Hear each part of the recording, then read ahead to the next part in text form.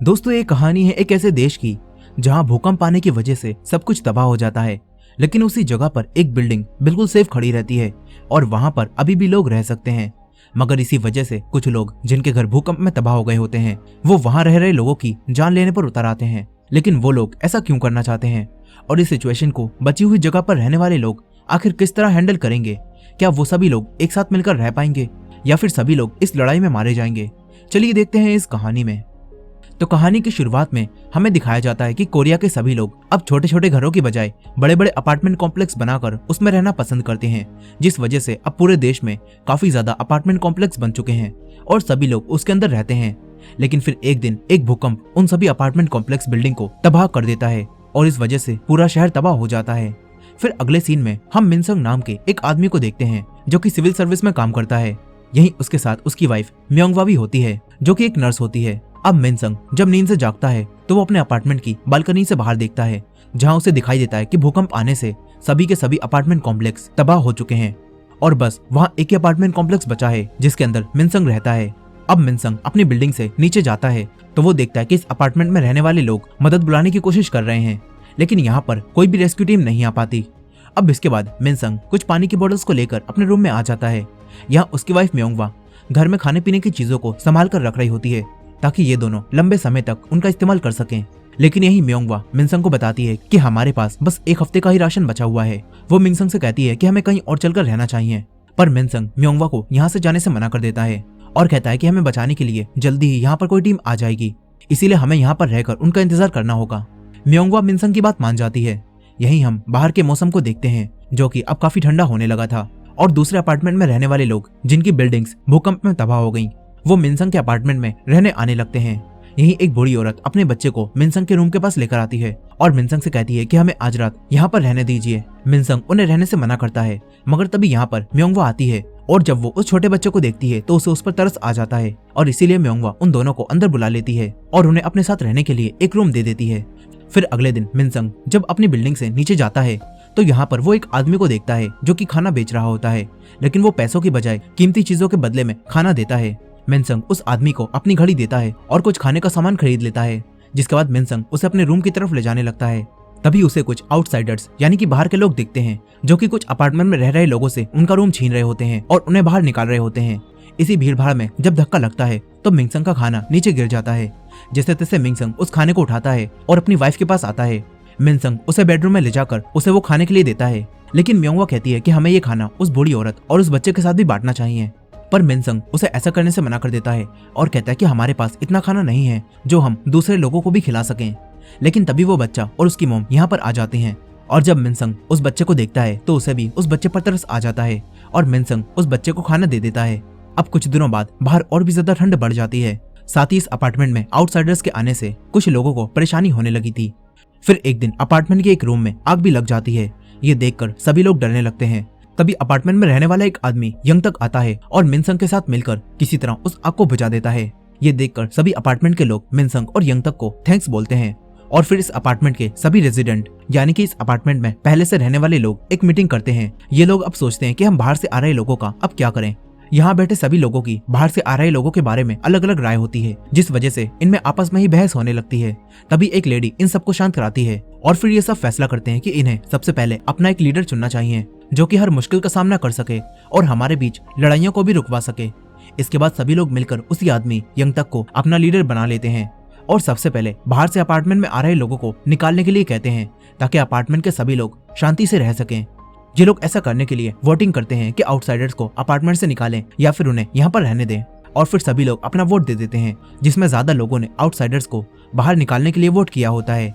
इसके बाद ये सभी लोग मिलकर आउटसाइडर्स को निकालने के लिए एक टीम बनाते हैं और उस टीम का लीडर यंग तक ही बनता है। लेकिन आउटसाइडर्स को अपार्टमेंट से निकालने की बात से म्योंगवा को बिल्कुल भी अच्छा नहीं लगता और फिर वो रात में मिनसंग से उसकी मर्जी पूछती है कि वो क्या चाहता है कि आउटसाइडर्स को यहाँ पर रखा जाए या फिर उन्हें निकाल दिया जाए। लेकिन मिनसंग उसकी बात का कोई भी जवाब नहीं देता और फिर वो उसी समय को याद करता है जब भूकंप आया था। यहाँ हमें पता चलता है कि जब भूकंप पहली बार आया था तो मिनसंग कई लोगों के साथ मिलकर कार के नीचे दबी एक औरत को बाहर निकालने की कोशिश कर रहा था, पर तभी वहां पर दोबारा भूकंप आने लगा था। ये देखकर मिनसंग अपनी कार में बैठ गया और किसी तरह उसने खुद की जान तो बचा ली, पर वो उस औरत को नहीं बचा पाया और उसकी आंखों के सामने ही सब कुछ तबाह हो गया। ये सब याद करके मिनसंग को काफी बुरा लगने लगता है और फिर मिनसंग सो जाता है। इसके बाद अगले दिन यंगतक मिनसंग से बात करता है और सभी आउटसाइडर्स को निकालने के लिए उसकी मदद मांगता है। जिसके बाद सभी अपार्टमेंट के लोग मिलकर आउटसाइडर्स को बाहर निकालने के लिए प्लान बनाने लगते हैं। फिर अपार्टमेंट के सभी लोग आउटसाइडर्स को बाहर एक जगह पर इकट्ठा करते हैं। म्योंगवा को भी मजबूरन उसी बूढ़ी औरत और उसके बच्चे को बाहर निकालना पड़ता है। सभी लोग जब बाहर आ जाते हैं तो यंगतक सभी आउटसाइडर्स से कहता है कि वो लोग अब से यहाँ पर नहीं रह सकते और उन्हें अपने लिए कहीं और जाकर जगह ढूंढनी चाहिए। ये सुनकर सभी आउटसाइडर्स इन पर भड़क जाते हैं और यंगतक और उनकी टीम पर हमला कर देते हैं। यंगतक और मिनसंग बाकी लोगों के साथ उन्हें रोकने की कोशिश करते हैं और इसी वजह से अब इन दोनों टीमों के बीच लड़ाई शुरू हो जाती है। यहाँ यंगतक और मिनसंग को काफी चोट भी लग जाती है, लेकिन तभी अपार्टमेंट के बाकी लोग आउटसाइडर्स पर ऊपर से सामान फेंक कर इन्हें मारने लगते हैं, जिससे अब मजबूरन आउटसाइडर्स को यहाँ से भागना पड़ता है। और अब सभी लोग आउटसाइडर्स को भगाकर काफी खुश हो जाते हैं, लेकिन यही म्योंगवा और कुछ लोगों को ये सब गलत लगता है, लेकिन बाकी के लोगों को ये काफी अच्छा लग रहा होता है और इनके लिए अब यंगतक एक हीरो बन गया होता है। अब आउटसाइडर्स को निकालने के बाद सभी अपार्टमेंट के लोग अपार्टमेंट के बाहर एक बड़ा सा डोर बना देते हैं और उस पर एक बोर्ड लगाते हैं जिसमें लिखा होता है कि आउटसाइडर्स के लिए यहाँ पर कोई भी जगह नहीं है। फिर इसके बाद ये सभी लोग अपार्टमेंट में सही ढंग से रहने के लिए कई सारे रूल्स बनाते हैं और खाने पीने की चीजों को इकट्ठा करके बराबर बराबर बांटते हैं और सभी लोग खुशी से रहने लगते हैं। पर उनकी ये खुशी ज्यादा देर तक नहीं चलती, क्योंकि अपार्टमेंट के लोगों को अब खाने की कमी होने लगती है। ये देखकर यंगतक और उसकी टीम अपार्टमेंट के बाहर जाकर अब खाना ढूंढने का फैसला करते हैं। फिर जब यंगतक और उसकी पूरी टीम खाना ढूंढने जाती है तो तभी उन्हें वहाँ पर कई सारी लाशें दिखती हैं, जिनमें से कुछ लाशें उन्हीं आउटसाइडर्स की थीं जिन्हें इन्होंने बाहर निकाल दिया होता है। पर ये लोग इन्हें इग्नोर करते हैं और आगे बढ़ते हैं।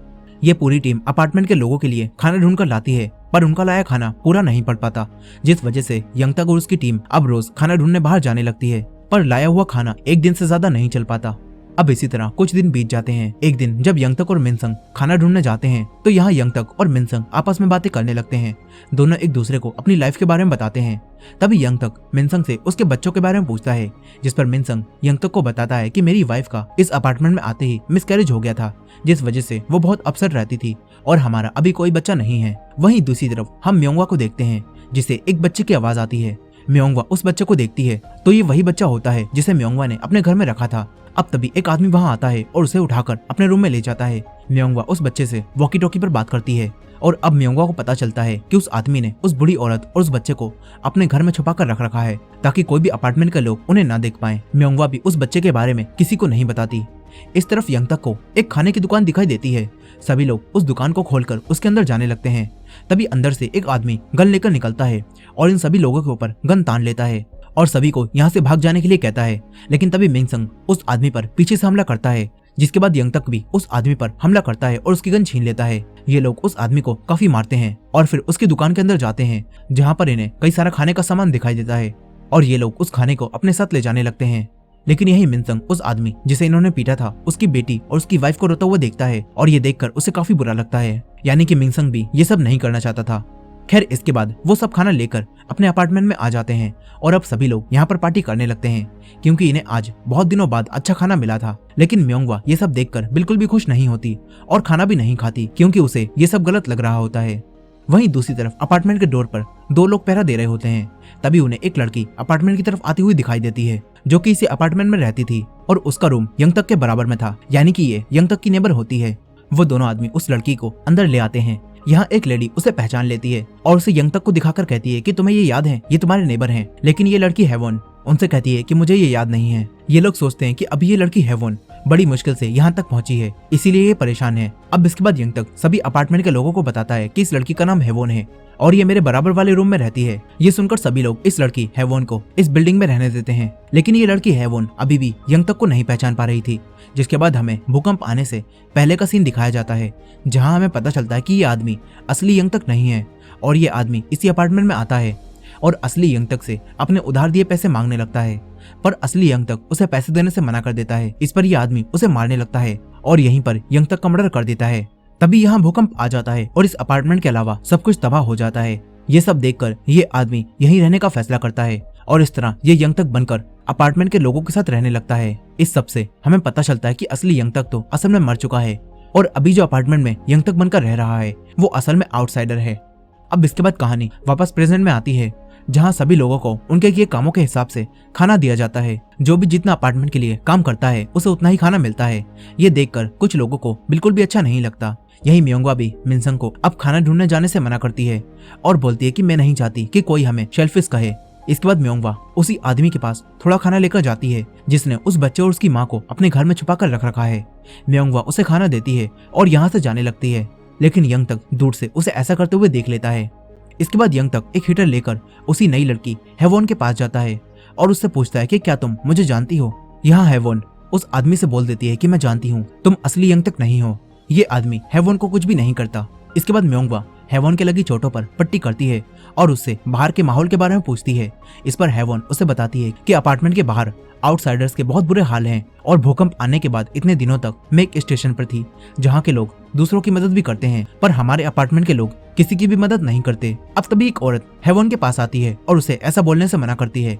यहाँ कुछ औरतें हेवोन और उसकी माँ के बारे में कुछ उल्टा सीधा बोलने लगती। यंग तक भी पता नहीं कौन है, मैंने उसे आज से पहले यहाँ पर कभी भी नहीं देखा और ना ही वो मेरा नेबर है।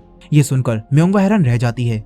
ये दोनों बात कर ही रही होती हैं, तभी इन्हें किसी के चिल्लाने की आवाज आती है और सभी लोग जब वहां जाते हैं तो तब इन्हें यहाँ पर अपार्टमेंट का एक आदमी मरा हुआ मिलता है और इस आदमी को आउटसाइडर्स ने मारा था।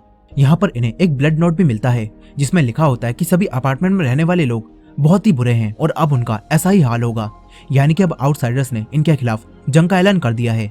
अब यही उस आदमी की डेड बॉडी को देखकर यंग तक को अपनी बेटी की याद आने लगती है जो कि भूकंप आने की वजह से मर गई थी। ये सब देखकर यंग तक कुछ आदमियों से अपार्टमेंट के डोर पर पहरा देने वाले आदमियों की संख्या बढ़ा देने के लिए कहता है और फिर उसी आदमी के घर जाता है जिसने उस बूढ़ी औरत और उस बच्चे को छुपा कर रख रखा है। यंग तक उस आदमी के घर के अंदर घुस जाता है और चारों तरफ उस औरत और बच्चे को ढूंढने लगता है। यंग तक उन दोनों को ढूंढ लेता है और उन्हें अपार्टमेंट के बाहर निकालने लगता है। ये देखकर यहाँ भीड़ जमा हो जाती है और मिनसंग यंग तक से पूछता है कि ये दोनों अपार्टमेंट के अंदर अब तक कैसे रह रहे थे, जिस पर यंग तक मिनसंग को बताता है कि इन दोनों आउटसाइडर्स को अपार्टमेंट में छुपाने के पीछे तुम्हारी वाइफ का भी हाथ था। ये सुनकर मिनसंग अब गुस्से में आ जाता है और म्योंगवा के पास आकर उसे डांटने लगता है, पर म्योंगवा मिनसंग से कहती है कि सभी अपार्टमेंट के लोग अच्छा नहीं कर रहे, तुम सब लोग बस अपने बारे में ही सोच रहे हो जिस वजह से आउटसाइडर्स बाहर मर रहे हैं। मिनसंग म्योंगवा को समझाता है कि हम लोग अभी कुछ भी नहीं कर सकते। इसके बाद मिनसंग अपनी वाइफ की तरफ से यंग तक से माफी मांगता है। यंग तक उसे माफ कर देता है और उससे कहता है कि जाओ एक टीम के साथ उन आउटसाइडर्स को भी ढूंढकर बाहर निकाल दो जो कि यहाँ छुपकर रह रहे हैं। इसके बाद मिनसंग और उसके साथी एक एक करके अपार्टमेंट में छुपे हुए सभी आउटसाइडर्स को बाहर निकाल देते हैं और उन्हें घर में छुपाने वाले लोगों को भी खाने का सामान देना बंद कर देते हैं।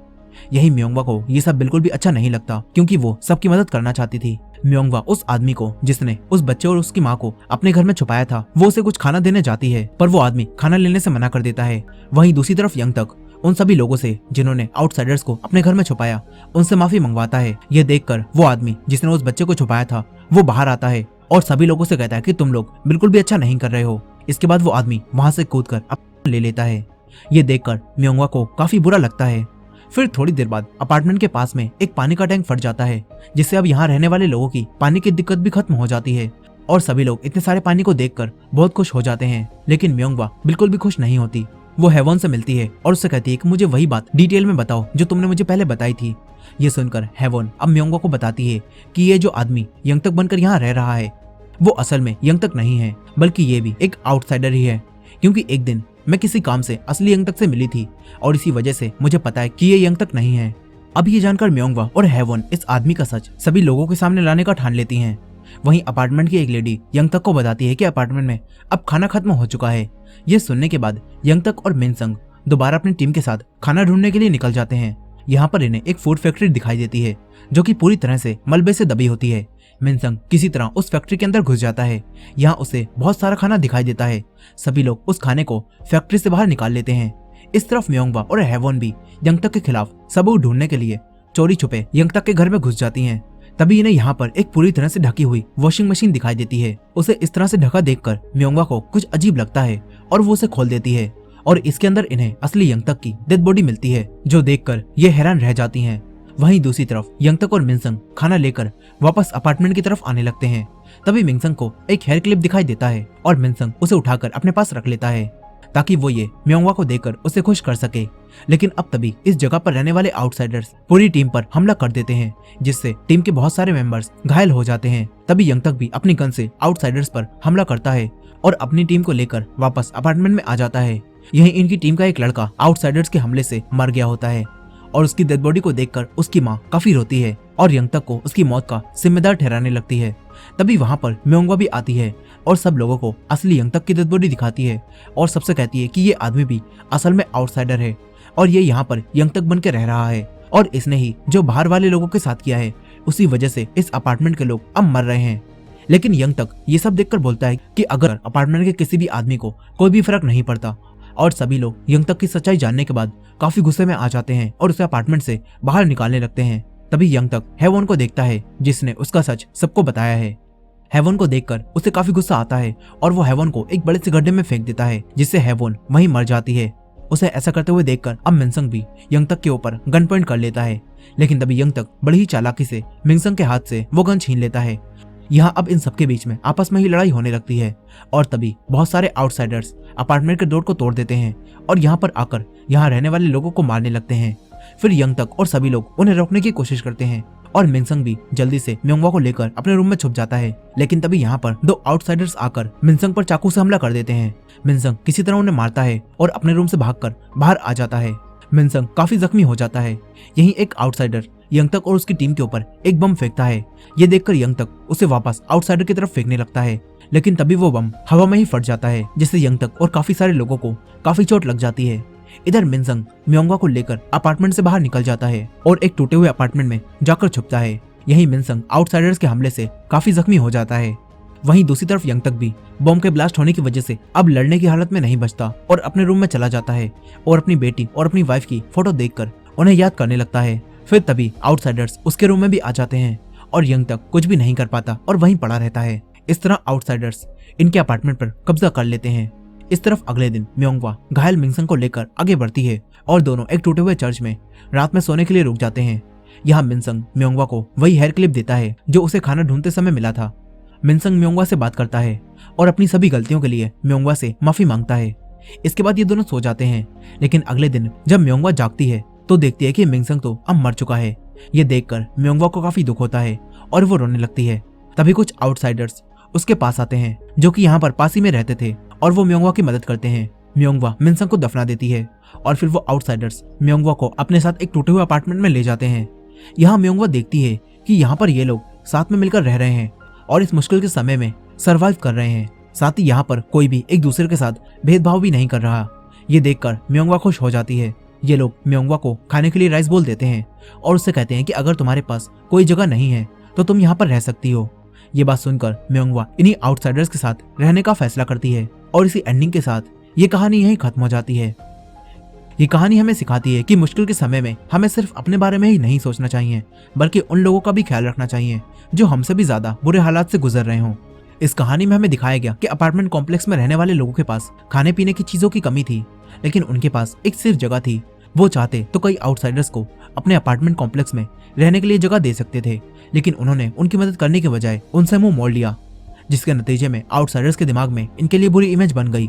हालांकि ये लोग भी बुरे नहीं थे, ये लोग बुरे समय को देखकर अपने बारे में सोच रहे थे, लेकिन इन्होंने दूसरों के साथ गलत करके खुद को जिंदा रखा और आखिर में सब कुछ तबाह हो गया। म्योंगवा जो शुरू से ही इस सब के खिलाफ थी, वो अब ऐसे लोगों के बीच आ गई जो अपने अलावा दूसरों के बारे में भी सोचते हैं और उनका ख्याल रखते हैं। साथ ही ये लोग यहाँ पर खुश भी होते हैं, जिससे पता चलता है कि मुश्किल चाहे कितनी भी बड़ी क्यों ना हो, अगर लोग एक दूसरे का साथ दें और एक दूसरे की मदद करें तो मुश्किल के समय में भी खुशी से सर्वाइव किया जा सकता है।